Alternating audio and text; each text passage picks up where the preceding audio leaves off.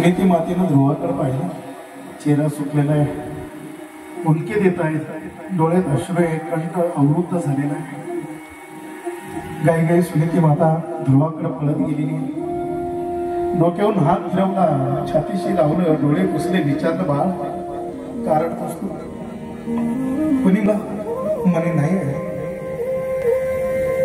मग रडतोस, तुझ्या डोळ्यात अश्रू बाळा सांग मला.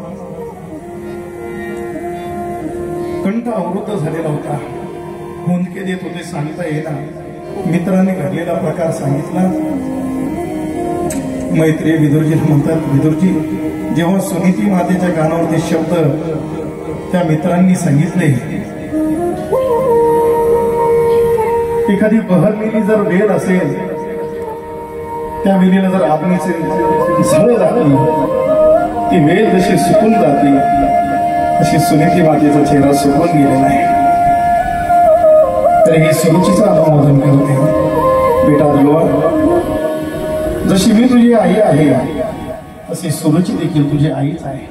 आणि सख्या आईपेक्षा सावध राहायचा अधिकार ज्यादा असतो. आई वडील मुलावर रागवत असतात, मुलांनी एवढा राग करायचा असतो का?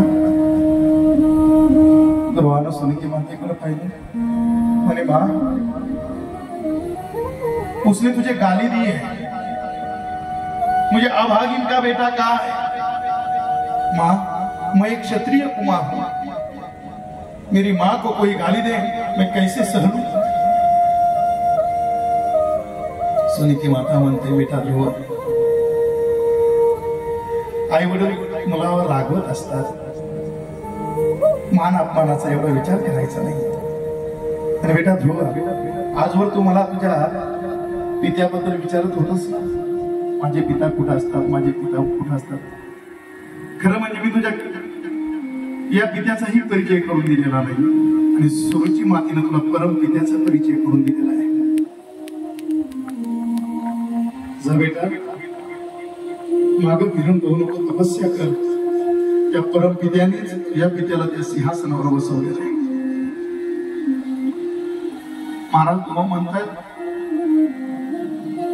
मा